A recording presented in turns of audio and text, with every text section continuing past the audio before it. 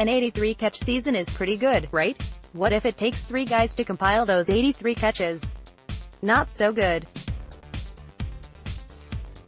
That's the sum total of receptions the 3 guys signed last week had in 2018.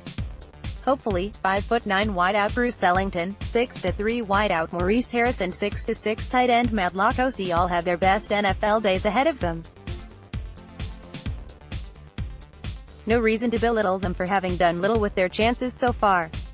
But the Patriots need to get creative at wide receiver now because the firm of Ellington, Harris and Lacosse is a little weak. If the quick solution is not going to come in free agency, and it's not going to come in the draft, it never has, the Patriots will have to pluck an asset from another team via trade. It's what they did in 2017 when they traded for Brandon Cooks. It's what they did last September with a Gordon. It's what they tried to do at the trade deadline last October with Demaryius Thomas. More from Tommy. Current on trading for AWR potential WR trade targets for the Pats. The Patriots have draft assets, 12 picks in April including 6 in the first 3 rounds, and an overflow of young talent in the secondary. What they need to do is find a willing team, a useful receiver and the resolve to pay a fat salary. Because crossing their fingers as they did in 2018 only worked from an "end justifies the means" perspective.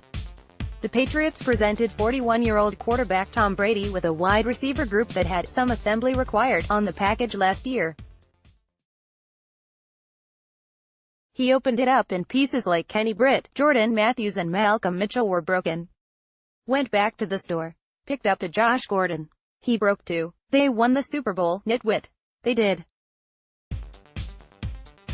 Because Julian Edelman, Tom Brady, James White, Sony Michel, Rob Gronkowski, James Devlin, the offensive line, Josh McDaniels and the defense that was daunting in the playoffs made that happen. Their degree of difficulty on offense was unnecessarily high because the wide receiver fivesome of Edelman, Gordon, for a spell, Cordarrelle Patterson, Philip Dorsett and Chris Hogan could have been labeled dynamic in the limiteds. With Gronk still uncommitted for 2019, the need is unmistakable. In my opinion, there's no reason to go berserk over the Patriots missing out on Adam Humphries or not getting in the game for Golden Tate, Antonio Brown or Odell Beckham. They probably dodged a bullet with the pedestrian Humphries. Tate is slowing down. OBJ cost too much.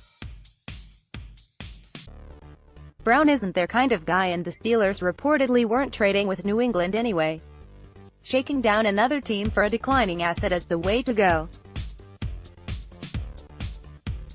Think Cook's deal, but with better execution because that kind of blew up in the Patriots' face. It's actually a cautionary tale. You'll remember New England traded first-round and third-round picks to the Saints for Cooks and a fourth-rounder on March 11, 2017.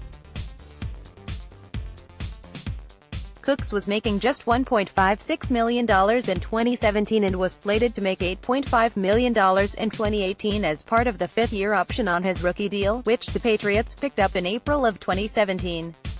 Meanwhile, the Saints needed secondary help and Malcolm Butler, a restricted free agent at the time, was a viable solution for New Orleans. More Patriots checking in on Pats' compensatory picks. The hope was that the Pats would get Butler to sign his tender then send him to New Orleans and recoup the 32nd overall pick. But the Saints cooled to a Butler deal and the Patriots were -1 first-round pick and in possession of a corner who wanted out. They got really good production from Cooks in 2017 and the Patriots felt lucky to move him to the Rams in exchange for a first-round pick last offseason. So there was no blood after all and the Patriots didn't get stuck paying Cooks $8.5 million salary last year or his expiring contract.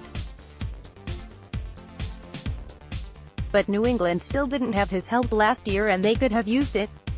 Meanwhile, Butler was okay at best during the season and then at the center of a Super Bowl coaching decision that left him on the bench and the rest of the country dumbstruck.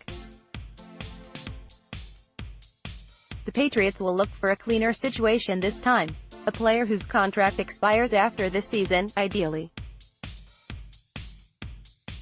Maybe a first-round pick who's been marooned in a bad situation. Maybe a later-round pick who's shown promise. Maybe a player who's blocked out by the talent in front of him. The Patriots can deal an asset then have control for a year to decide if they want to keep the player. A lease-to-own proposition. Here are 10 wide receivers the Patriots could conceivably chase via trade this offseason, their contract status and the pros and cons of bringing them aboard. Click here to download the new My Teams app by NBC Sports. Receive comprehensive coverage of your teams and stream the Celtics easily on your device.